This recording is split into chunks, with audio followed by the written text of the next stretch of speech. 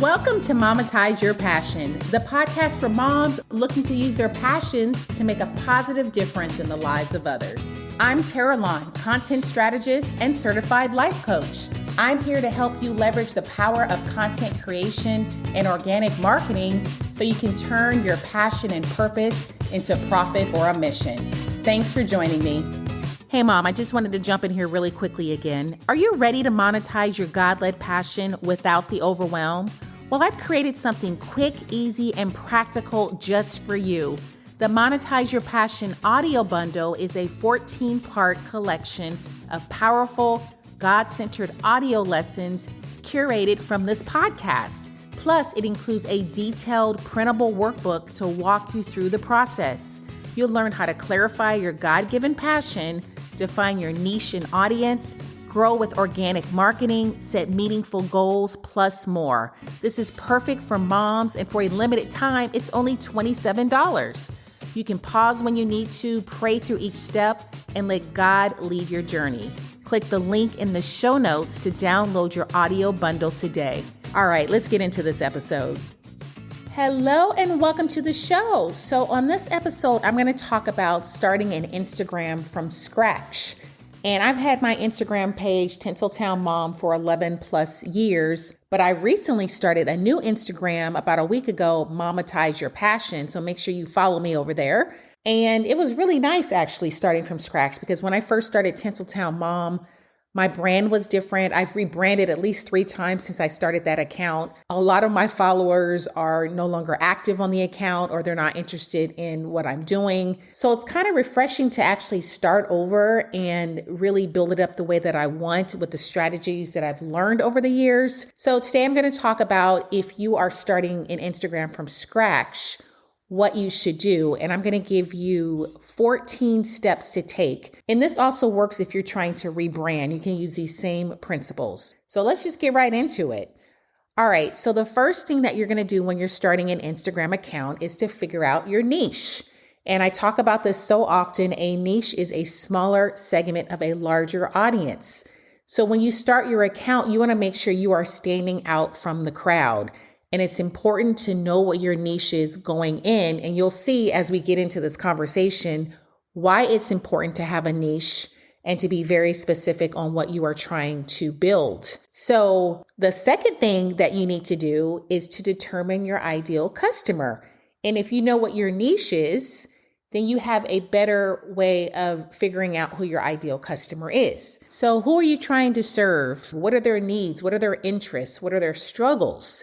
So knowing this will help you create content that connects with them and resonates with them. So the third thing that you're going to do is choose a clear username. So your username should be easy to remember. It's probably your business name, but just make sure it's related to your brand and your niche because it makes it easier for people to find you. So that's a way of optimizing is by having a clear username. Number 4 is to choose a clear profile name. And this is usually where your name will go. So for example, you might say your name is Jane Smith, and then next to your name, you might say business coach, or maybe you'll say business coach first, and then you have your name, Jane Smith, because it makes it easier for people to find you when you have your title in that name section, because it's actually searchable. So that is a great way to optimize your profile is to have a clear profile name, and ideally it's what you do and it's optimized for search. The fifth thing that you're going to do is to add a clear profile picture. And it could just be a friendly headshot with good lighting, but you want to make sure it's clear, it's professional, and it's going to be something that grabs people's attention. Number 6 is you're going to write a compelling bio. So your bio should explain who you help, how you help them, and you want to make sure you optimize it to include keywords that your ideal customer might be searching for. So keep it simple, keep it clear, and keep it specific. Number 7, you're going to add your contact information and your link in your bio. One of my biggest pet peeves is that people have their public presence online, but there's no way to contact them. I don't like DMing people. I will if I have to, but there should be at least an email address in your bio or a link to your website or a link somewhere. So when people are trying to figure out what you do, It's very clear in your bio. They can search for it and find out what you do. Or if they're trying to get in contact with you, it's very clear on how they can get in contact with you. So please make sure you have contact information and a link so people can find you and know what you do. The eighth thing that you're going to do is you're going to create 3 content pillars for your brand. And content pillars are just 2 to 3 main topics that you'll rotate through in your post. And ideally, these should align with your niche and include keywords. And the keywords are words that your audience is searching for. So your niche should include these keywords so your audience knows how to find you. So when they are searching using those keywords, they will land on your page. And using these keywords consistently in your content helps with discoverability because the algorithm on Instagram is so sophisticated right now. So when you actually put keywords in your post, they actually group your post in a way where your ideal customer can find you. So make sure you are using those strategically in your post. The 9th thing that you're going to do is you're going to switch to a creator or a business account. So this gives you access to analytics so you can keep track of what's working, what's growing, and what your audience responds to. So you need to have a creator or a business account in order to actually utilize the analytics.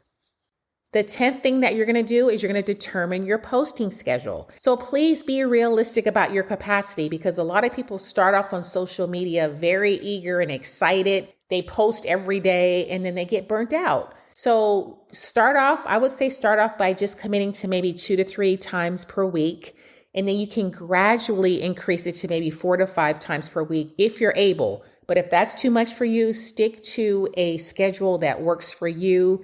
And make sure when you are posting, you're intentional about your post. So if you're not posting every day or 4 to 5 times per week, but maybe 2 to 3 times per week, just make sure that each post counts. And when you do post, just make sure you are sharing a mix of reels, carousel posts, and static images. Just change it up and then you can get a feel of what's working, what's not, and what your audience likes. So the 11th thing that you're going to do is you're going to post your first piece of content. So your first post should introduce yourself. You want to share who you are, what you do, how you can help your ideal customer. And this is just going to build from there. It's going to build connections right from the beginning. So make sure you are engaged in that post. So if people respond to that first post, make sure you comment back, you like their comments. Don't just post and ghost. You want to, every time you post, you want to make sure you are engaged with your audience. So the 11th thing that I would recommend is to post to your stories consistently. And stories are a powerful way to build connection. And this is just a type of short form content on Instagram. It disappears within 24 hours. So it's really easy to just get content out there, maybe share behind the scenes, maybe share just a little personal bit about who you are and what you're doing for that day. It's very easy and simple. So it's not like you're posting on your static grid. You're posting in your stories and they disappear. So you can kind of play around with it and let people get to know you. So the 12th thing that I would recommend that you do is to include a call to action in every single post. So when you do post something, make sure you encourage your audience to engage with you, whether it's comment below or DM me for this, or click the link in my bio. Don't assume that people will act without being prompted. People need prompting. So just make sure when you post, every time you post, you have some sort of call to action.